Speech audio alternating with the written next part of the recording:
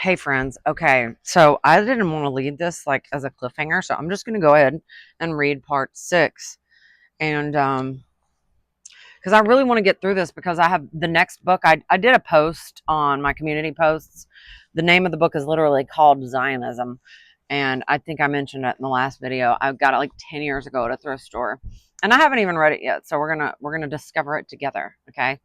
But I literally want to get through this, so I'm gonna try to just keep reading, and hopefully now that I am done with reading these stupid parts of the Babylonian Talmud, we can just press forward. Okay, so relentless research established as equally true that the so-called or self-styled Jews in Eastern Europe at no time in their history could be correctly regarded as the direct lineal descendants of the legendary lost 10 tribes of Bible lore. The so-called or self-styled Jews in Eastern Europe in modern history cannot legitimately point to a single ancient ancestor who ever set even a foot on the soil of Palestine in the era of Bible history. Research also revealed that the so-called or self-styled Jews in Eastern Europe were never Semites, are not Semites now, nor can they ever be regarded as Semites at any future time by any stretch of the imagination. Exhaustive research also irrevocably rejects as a fantastic fabrication the generally accepted belief by Christians that the so-called or self-styled Jews in Eastern Europe are the legendary chosen people so very vocally publicized by the Christian clergy from their pulpits. Maybe you can explain to me, my dear Dr. Goldstein, the reason why and just how the origin and the history of the Khazars and Khazar kingdom was so well concealed from the world for so many centuries. Probably something to do with that cold native prayer.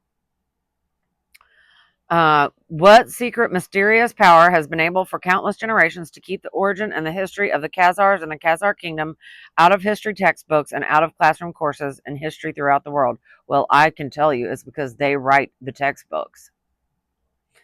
The origin and history of the Khazars and Khazar kingdom are certainly incontestable historic facts. These are incontestable historic facts also established beyond any question of doubt the origin and history of the so-called or self-styled Jews in Eastern Europe. The origin and history of the Khazars and Khazar kingdom and their relationship to the origin and early history of the so-called or self-styled Jews in Eastern Europe was one of history's best kept secrets until wide publicity was given in recent years to my research on this subject. Do you not think, my dear Dr. Goldstein, that it is time this whole subject was dragged out of its hiding place? I don't think it ever was. I think they fought real hard, tooth and nail, to keep this hidden.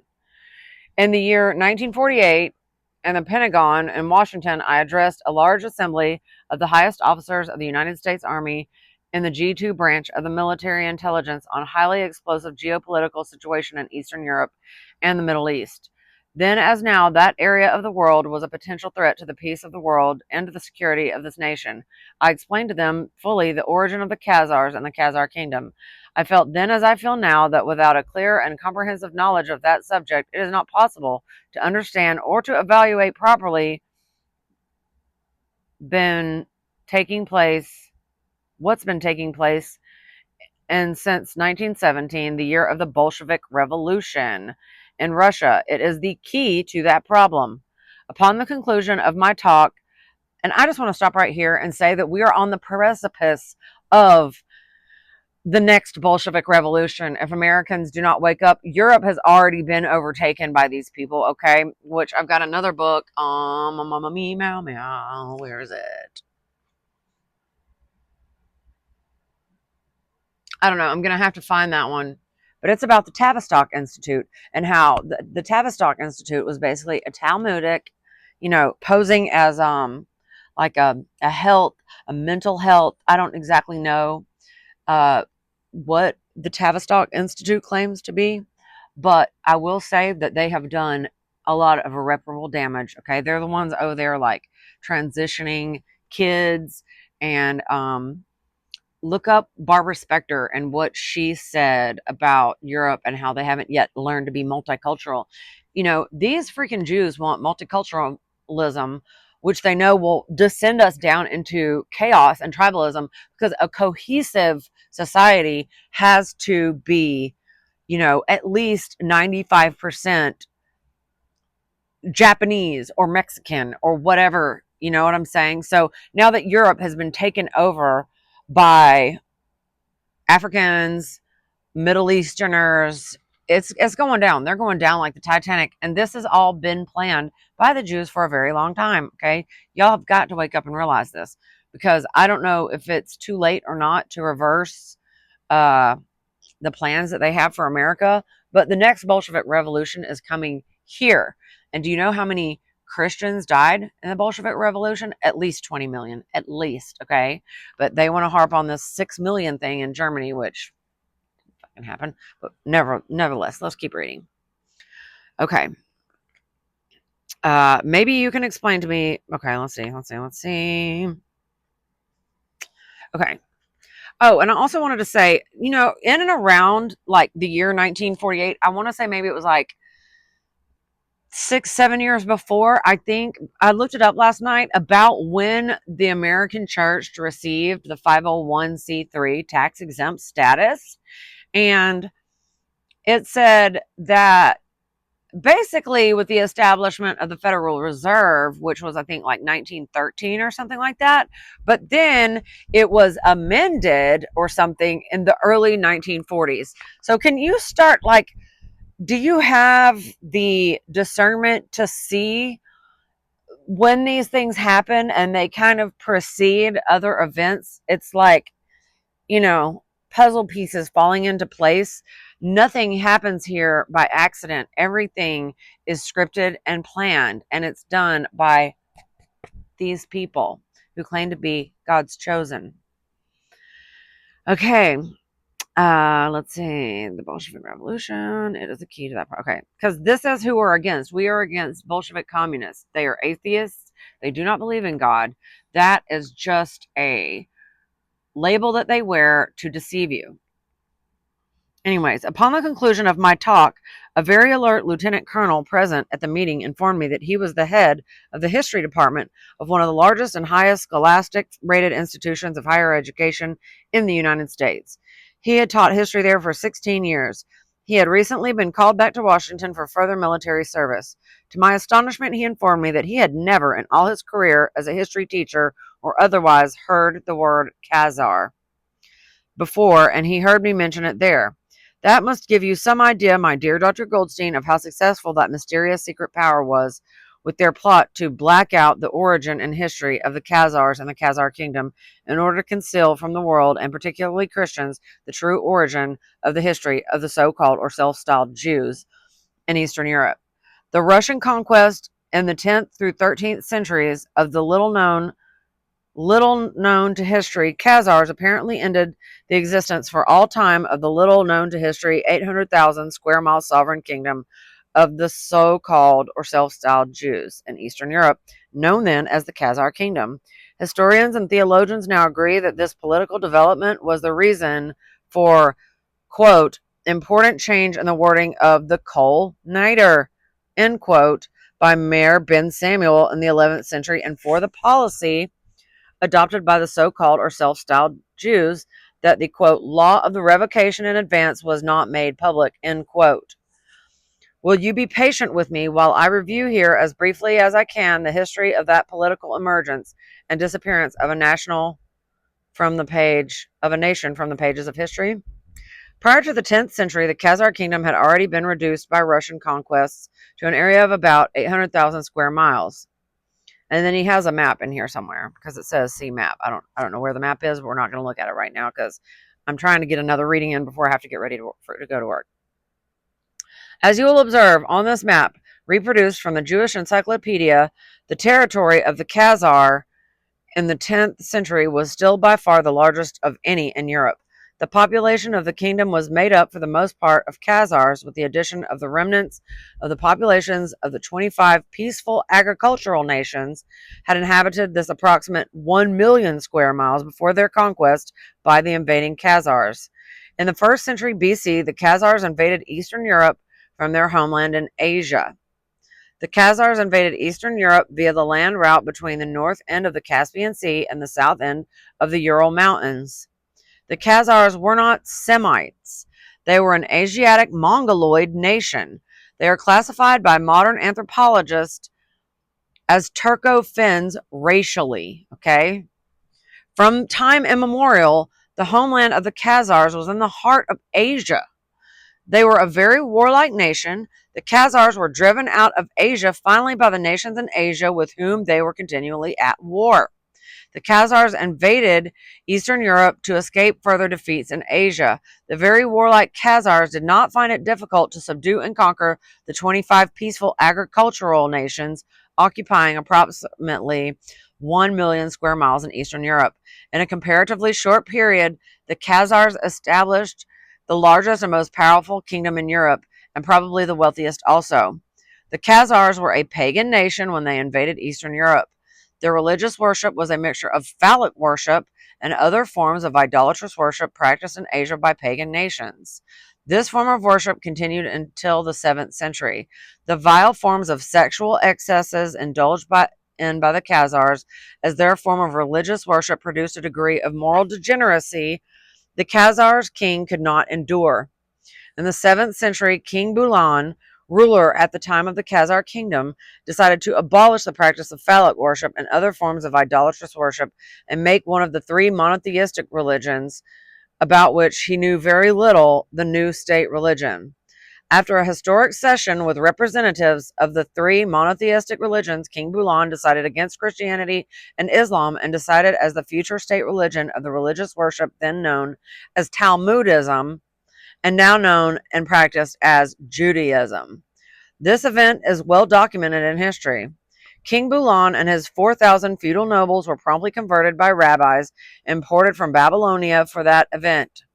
Phallic worship and other forms of idolatry were thereafter forbidden. The Khazar kings invited large numbers of rabbis to come and open synagogues and schools to instruct the population in the new form of religious worship. It was now the state religion. The converted Khazars were the first population of so-called or self-styled Jews in Eastern Europe.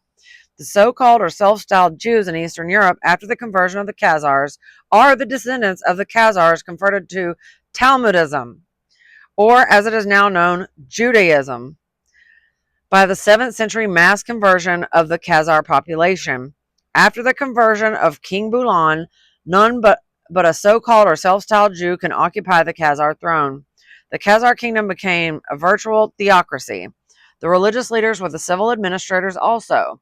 The religious leaders imposed the teachings of the Talmud upon the population as their guide to living. The ideologies of the Talmud became the axis of political, cultural, economic, and social attitudes and activities throughout the Khazar kingdom.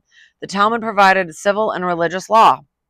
It might be very interesting for you, my dear Dr. Goldstein, if you have the patience to allow me to quote for you here from volume 4, pages 1 to 5, because it's in Roman numerals, I had to think about it. Pages 1 to 5 of the Jewish Encyclopedia. The Jewish Encyclopedia refers to the Khazars as Chazars or Khazars, probably because it's spelled with a CH, and you know how they like to talk. The 2 spellings are optional according to the best authorities. The 2 are pronounced alike. Either Khazar or Khazar is pronounced like the first syllable of costume with the word zar added to it. It is correctly pronounced costume czar, so Khazar. The Jewish Encyclopedia has 5 pages on the Khazars, but I will skip through them. Okay, quote, Khazars, a people of Turkish origin whose life and history are interwoven with the very beginnings of the history of Jews of Russia. Driven on by the nomadic tribes of the steppes and by their own desire for plunder and revenge. In the second half of the 6th century, the Khazars moved westward. The kingdom of the Khazars was firmly established in most of South Russia before the foundation of the Russian monarchy by the Varangians. At this time, the kingdom of Khazars stood at the height of its power and was constantly at war. At the end of the 8th century, the Khagan king of the Khazars and his grandees, together with a large number of his people, embraced the Jewish religion. The Jewish population in the entire domain of the Khazars in the period between the 7th and 10th centuries must have been considerable. About the 9th century, it appears as if all the Khazars were Jews and that they had been converted to Judaism only a short time before.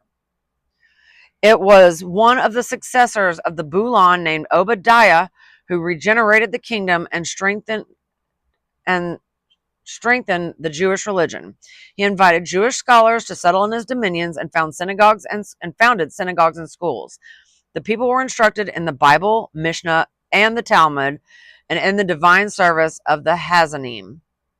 In their writings, Khazars used the Hebrew letters. The Khazar languages predominated.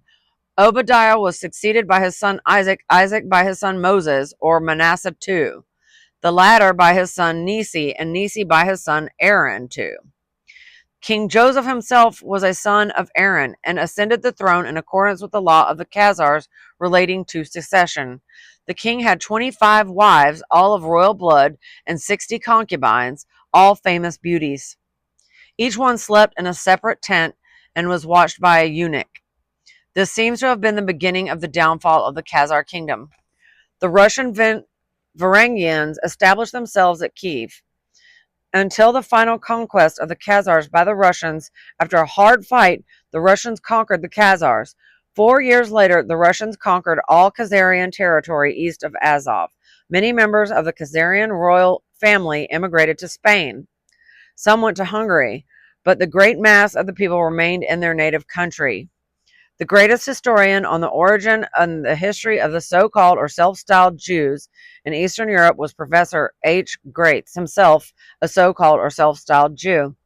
Professor H. Graetz points out in his famous History of the Jews that when so-called or self-styled Jews in other countries heard a rumor about the so-called or self-styled Jews in the Khazar kingdom, they believed these converted Khazars to be the 10 lost tribes. These rumors were no doubt responsible for the legend which grew up that Palestine was the homeland of the converted Khazars. On page 141 in his History of the Jews, Professor H. Graetz states, and I quote, "The Khazars professed a coarse religion which was combined with sensuality and lewdness. After Obadiah came a long series of Jewish Hagans, kings. According to the fundamental law of the state, only Jewish rulers were permitted to ascend to the throne. For some time, the Jews of other countries had no knowledge of the conversion of this powerful kingdom to Judaism, and when at last a vague rumor to this effect reached them, they were of the opinion that Khazaria was peopled by the remnant of the former tribes." So, lying liars. They've been from the beginning. Sound familiar? Okay. When the Khazars in the 1st century BC invaded Eastern Europe, their mother tongue was an Asiatic language referred to in the Jewish Encyclopedia as the Khazar languages. They were primitive Asiatic dialects without any alphabet or any written form. When King Bulan was converted in the 7th century, he decreed that the Hebrew characters he saw in the Talmud and other Hebrew documents was thereupon to become the alphabet for the Khazar language. The Hebrew characters were adopted to the phonetics of the spoken Khazar language. The Khazars adopted the characters of the so-called Hebrew language in order to provide a means for providing a written record of their speech. The adoption of Hebrew characters had no racial, political, or religious implications. Y'all hear that? The Western European uncivilized nations, which had no alphabet for their spoken language, adopted the alphabet of the Latin language under comparable circumstances. With the invasion of Western Europe by the Romans, the civilization and culture of the Romans was introduced into these uncivilized areas. Thus, the Latin alphabet was adopted for the language of French, Spanish, English, Swedish, and many other Western European languages. These languages were completely foreign to each other, yet they all used the same alphabet. The Romans brought their alphabet with their culture to these uncivilized nations, exactly like the rabbis brought the Hebrew alphabet from Babylonia to the Khazars when they introduced writing to them in the form of the Talmud's alphabet. Since the conquest of the Khazars by the Russians and the disappearance of the Khazar kingdom, and the language of the Khazars is known as Yiddish. Okay? It's not Hebrew. For about 6 centuries, the so-called or self-styled Jews of Eastern Europe have referred to themselves, while still resident in their native Eastern European countries, as Yiddish by nationality. They identified themselves as Yiddish rather than Russian, Polish, Galician, Lithuanian, Romanian, Hungarian, or by the nation of which they were citizens. They also referred to the common language they all spoke as Yiddish also. There are today in New York, as you know, my dear Dr. Goldstein, many Yiddish newspapers, Yiddish theaters, and many other cultural organizations of so-called or self-styled Jews from Eastern Europe, which are identified publicly by the word Yiddish in their title. Before it became known as the Yiddish language, the mother tongue of the Khazars added many words to its limited ancient vocabulary as necessity required. These words were acquired from other languages of its neighboring nations with whom they had political, social, or economic relations. Languages of all nations add to their vocabularies in the same way. The Khazars adopted words to their requirements from the German, the Slavonic, and the Baltic languages. The Khazars adopted a great number of words from the German language. And this is what I've been saying on my Facebook. Hebrew, modern Hebrew, is not it's not ancient Paleo Hebrew, which was a paleo a proto-Canaanite language, okay? So there's no such thing as Hebrew, all right? Anyways, okay. The Germans had a much more advanced civilization than their Khazar neighbors, and the Khazars sent their children to German schools and universities. The Yiddish language is not a German dialect. Many people are led to believe so because Yiddish has borrowed so many words from the German language. If Yiddish is a German dialect acquired from the Germans, then what language did the Khazars speak for the 1,000 years before they existed in Eastern Europe before they acquired culture from the Germans? The Khazars must have spoken some language when they invaded Eastern Europe. What was that language? When did they discard it? How did the entire Khazar population discard one language and adopt another all of a sudden? The idea is too absurd to discuss. Yiddish is the modern name for the ancient mother tongue of the Khazars, with added German, Slavonic, and Baltic adopted and adapted numerous words. Yiddish must not be confused with Hebrew, because they both use the same characters as their alphabets. There is not one word of Yiddish in ancient Hebrew, nor is there one word of ancient Hebrew in Yiddish. As I stated before, they are totally different as Swedish and Spanish, which both likewise use the same Latin characters for their alphabets. The Yiddish language is the cultural common denominator for all the so-called or self-styled Jews in or from Eastern Europe. To the so-called or self-styled Jews in or from Eastern Europe, Yiddish serves them like the English language serves the populations of the 48 states of the United States. Their cultural common denominator throughout the 48 states is the English language, or wherever they may immigrate and resettle. The English language is the tie which binds them to each other. It is the same with Yiddish language and so-called or self-styled Jews throughout the world. Yiddish serves another very useful purpose for so-called or self-styled Jews throughout the world. They possess in Yiddish what no other national, racial, or religious group can claim. Approximately 90% of the world's so-called or self-styled Jews living in 42 different countries of the world today are either immigrants from Eastern Europe or their parents immigrated from Eastern Europe. Yiddish is a language common to all of them as their first or second language according to where they were born. It is an international language to them. Regardless of what country in the world they may settle in, they always find co-religionists who speak Yiddish. Yiddish enjoys other international advantages too obvious to describe here. Yiddish is the modern language of a nation which has lost its existence as a nation. Yiddish never had a religious implication, although using Hebrew characters for its alphabet. It must not be confused with words like Jewish, but it is very much. Directly north of the Khazar kingdom at the height of its power, a small Slavic state was organized in 820 AD on the south shore of the Gulf of Finland, where it flows into the Baltic Sea. This small state was organized by a small group of Varangians from the Scandinavian peninsula on the opposite shore of the Baltic Sea. The native population of this newly formed state consisted of nomad Slavs who made their home in this area from the earliest recorded history. This infant nation was even smaller than our state of Delaware. This newly born state, however, was the embryo which developed into the great Russian Empire. In less than 1,000 years since 820 AD, this synthetic nation expanded its borders by ceaseless conquests until it now includes more than 9,500,000 square miles in Europe and Asia, or more than 3 times the area of the continental United States. They have not stopped, and they still haven't stopped.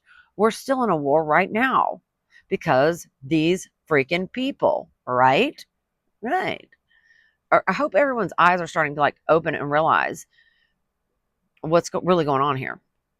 During the 10th, 11th, 12th, and 13th centuries, the rapidly expanding Russian nation gradually swallowed up the Khazar kingdom, its neighbor directly to the south. The conquest of the Khazar kingdom by the Russians supplies history with the expansion for the presence after the 13th century of the large number of so-called or self-styled Jews in Russia. The large number of so-called or self-styled Jews in Russia and Eastern Europe after the destruction of the Khazar kingdom were thereafter no longer known as Khazars, but as Yiddish populations of these many countries. So they refer to themselves today. In the many wars with their neighbors in Europe after the 13th century, Russia was required to cede to her victors large areas which were originally part of the Khazar kingdom. In this manner, Poland, Lithuania, Galicia, Hungary, Romania, and Austria acquired from Russia territory originally a part of the Khazar kingdom. Together with this territory, these nations acquired a segment of the population of so-called or self-styled Jews descended from the Khazars who once occupied the territory. How fortunate for them. These frequent boundary changes by the nations in Eastern Europe explains the presence today of so-called or self-styled Jews in all these countries who all trace their ancestry back to the converted Khazars. Their common language, their common culture, their common religion, and their common racial characteristics classify them all beyond any question of doubt with the Khazars who invaded Eastern Europe in the 1st century BC and were converted to Talmudism in the 7th century. The so-called or self-styled Jews throughout the world today of Eastern European origin make up at least 90% of the world's total present population of so-called or self-styled Jews. The conversion of King Bulan and the Khazar nation in the 7th century accomplished for Talmudism, or for Judaism as Talmudism is called today, what the conversion of Constantine and the Western European nations accomplished for Christianity. Christianity, a small, comparatively unimportant religious belief practiced principally in Eastern Mediterranean area until the conversion to the Christian faith of large populations of Western European pagan nations after the conversion of Constantine, which I don't think was really a conversion, but I digress there. Talmudism, or Judaism as Talmudism is known today, could have survived. Talmudism, the civil and religious code of the Pharisees, most likely would have passed out of existence, like many other creeds and cults practiced by the peoples in that area before, during, and after Phariseeism assumed its prominent position among the creeds and cults in the time of Jesus. Talmudism, as Phariseeism was called later, would have disappeared with all its contemporary creeds and cults, but for the conversion of the Khazars to Talmudism in the 7th century. At that time, Talmudism was well on its way towards complete oblivion. In the year 986 AD, the ruler of Russia, Vladimir III, became a convert to the Christian faith in order to marry a Catholic Slavonic princess of a neighboring sovereign state. The marriage was otherwise impossible. Vladimir III thereupon made his newly acquired Christian faith the state religion of Russia, replacing the pagan worship formerly practiced in Russia since it was founded in 820 AD. Vladimir III and his successors as the rulers of Russia attempted in vain to convert his so-called or self-styled Jews, now Russian subjects, to Russia's Christian state religion and to adopt the customs and culture of the numerically predominant Russian Christian population. The so-called or self-styled Jews in Russia refused and resisted this plan vigorously. They refused to adopt the Russian alphabet in place of the Hebrew characters used in their writing their Yiddish language. They resisted the substitution of the Russian language for Yiddish as their mother tongue. They opposed every attempt to bring about the complete assimilation of the former sovereign Khazar nation into the Russian nation. They resisted with every means at their disposal. The many forms of tension which resulted produced situations described by history as massacres, pogroms, persecution, discrimination, etc. Okay, so but they're always the victims. They're always the victims.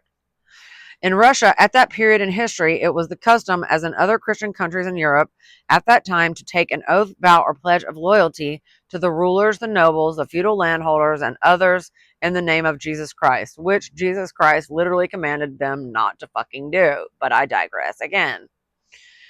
It was after the conquest of the Khazars by the Russians that the wording of the Kol Nidre all vows prayer was altered. See there? We're bringing it all back together. It was after the conquest of the Khazars by the Russians that the wording of the Kol Nidre prayer was altered. The new altered version of the Kol Nidre all vows prayer is referred to in the Talmud as the law of revocation in advance. The Kol Nidre all vows prayer was regarded as the law of revocation in advance. Why did he repeat that twice? That's so weird. Because sometimes I'll read one sentence twice, but no, this was legit twice. Okay, anyways. The Kol Nidre all vows prayer was regarded as the law. The effect of this law of revocation in advance obtained for all who recited it each year on the eve of the Day of Atonement divine dispensation from all obligations acquired under oaths, vows, and pledges to be made or taken in the coming year. The recital of the Kol Nidre all vows prayer on the eve of the Day of Atonement released those so-called or self-styled Jews from any obligation under oaths, vows, or pledges entered into during the next 12 months. The oaths, vows, and pledges made or taken by the so-called or self-styled Jews were made or taken with tongue in cheek for 12 months. So they basically crossed their fingers, held it behind their back, and said, yeah, I promise. The altered version of the Kol Nidre all vows prayer created serious difficulties for the so-called or self-styled Jews when its wording became public property. It apparently did not remain a secret very long, although the Talmud states the law of revocation in advance was not made public. The altered version of the Kol Nidre all vows prayer soon became known as the Jews' vow and cast serious doubt upon oaths, vows, or pledges given to Christians by the so-called or self-styled Jews. How have the Christians forgotten this shit? Christians soon believed that oaths, vows, or pledges were quite worthless when given by a so-called or self-styled Jew, and we would do well to come back to that realization. This was the basis for so-called discrimination by governments, nobles, feudal landholders, and others who required oaths of allegiance and loyalty from those who entered their service.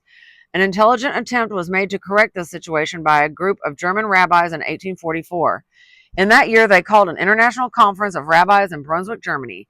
They attempted to have the Kol Nidre all vows prayer completely eliminated from the Day of Atonement ceremonies and entirely abolished from any religious service of their faith. They felt that this secular prologue to the Day of Atonement ceremonies was void of any spiritual implication and did not belong in any synagogue ritual. However, the preponderant majority of the rabbis attending that conference in Brunswick came from Eastern Europe. They represented congregations of Yiddish-speaking so-called or self-styled Jews of converted Khazar origin in Eastern Europe. They insisted that the altered version of the Kol Nidre prayer must be retained exactly as it is when recited on the Day of Atonement. They demanded that it be allowed to remain as it had been recited in Eastern Europe since the change by Meir ben Samuel 6 centuries earlier. It is today recited in exactly that form throughout the world by so-called or self-styled Jews. Will the 150 million Christians in the United States react any differently when they become more aware of its insidious implications? How genuine can the implications, inferences, and innuendos of the so-called brotherhood and interfaith movements be under these circumstances? Not worth shit. That's what I say. The so-called movements are sweeping the nation like prairie fires. If the Talmud is the axis of the political, economic, cultural, and social attitudes and activities of so-called or self-styled Jews participating in these two so-called movements, how genuine are the oaths, vows, or pledges taken or given in connection with these two so-called movements by so-called or self-styled Jews? It would be a superlative gesture of brotherhood or interfaith if the National Conference of Christians and Jews succeeded in expunging from the Talmud all anti-Christ, anti-Christian, and anti-Christianity passages. But that was never going to happen because Judaism and Talmudism is anti-Christ in its very nature. Okay. Anyways. At a cost of many millions of dollars, the National Conference of Christians and Jews succeeded in expunging from the New Testament passages which so-called or self-styled Jews regarded as offensive to their faith. What? Okay. A great portion of the cost was supplied by the so-called or self-styled Jews. Christians might now supply funds to expunge from the Talmud passages offensive to the Christian faith.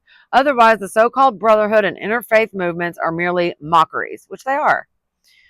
What fellowship hath light with darkness? The National Conference of Christians and Jews might look into the millions of dollars being invested today by the so-called or self-styled Jews to ensure that the Talmud shall remain the axis of political, economic, cultural, and social attitudes and activities of so-called or self-styled Jews today and future generations. Violating the basic principle of brotherhood and interfaith, so-called or self-styled Jews are spending millions of dollars each year to establish and equip quarters where the teachings of the Talmud can be indoctrinated into the minds of the children from the time they are able to read and write.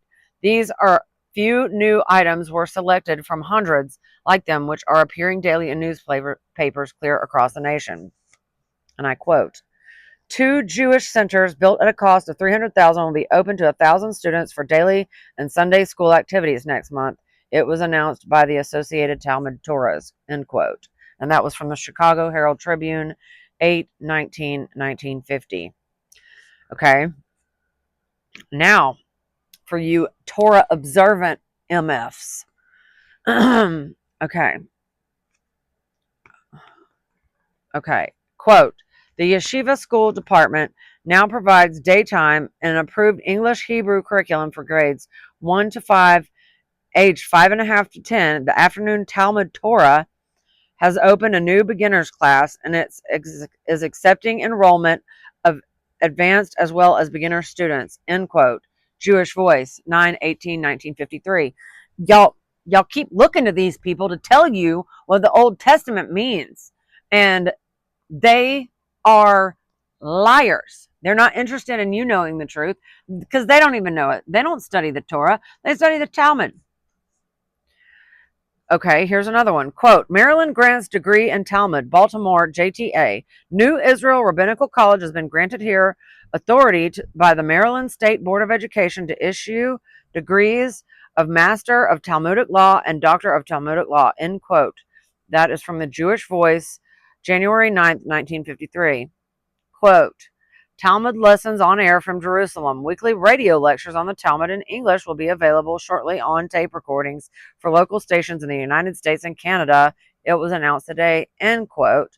And that's from the California Jewish Voice, January 11th, 1952. Earlier in this letter, my dear Dr. Goldstein, you remember reading a quotation by the most eminent authority on the Talmud to the effect that the modern Jew is a product of the Talmud. Would it surprise you to learn that many Christians also are the quote-unquote product of the Talmud? The teachings of the Talmud are accepted by Christians in the highest echelons. I will quote only one subject. I will only quote one on the subject of the Talmud. The former president of the United States in 1951, President Truman was presented with his second set of the 63 books of the Talmud. On the occasion of his acceptance, the newspapers carried the following news item. Quote, Mr. Truman thanked us for the books and said that he was glad to get them as, quote, I have read many more of the ones presented 4 years ago than a lot of people think. He said that he did read it and that the, quote, book he reads the most is the Talmud, which contains much sound reasoning and good philosophy of life, end quote. Former President Truman says he benefits by, quote, much sound reasoning, end quote, and his brand of, quote, good philosophy of life, end quote, which absorbs from the book that he reads the most, end quote. His recent term in office reflected his study of the Talmud. No one familiar with the Talmud will deny that. But does our former President Truman know that Jesus did not feel the way he feels about the Talmud? The, quote, much sound reasoning and the, quote, good philosophy of life and the Talmud were constantly and consistently denounced by Jesus in no uncertain terms. Former President Truman should refresh his memory by reading the New Testament passages where Jesus expressed himself on the question of the Pharisees and their Talmud.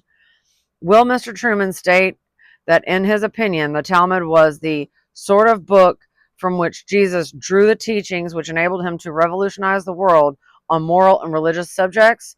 Before leaving the Talmud as my subject, I would like to refer to the most authentic analysis of the Talmud which has ever been written. You should obtain a copy of it and read it. You will be amply rewarded for your trouble in finding a copy of it. I can doubly assure you. The name of the book is The Talmud. It was written almost a century ago in French by Arsène Darmestater in 1897 and was translated into English by the celebrated Henrietta Sold and published by the Jewish Publication Society of America in Philadelphia. Henrietta Sold was an outstanding educator and Zionist and one of the most notable and admirable so-called or self-styled Jews of this century. Henrietta Sold's transition of Arsène Darmestater's The Talmud is a classic. You will never understand the Talmud until you have read it. I will quote from it sparingly.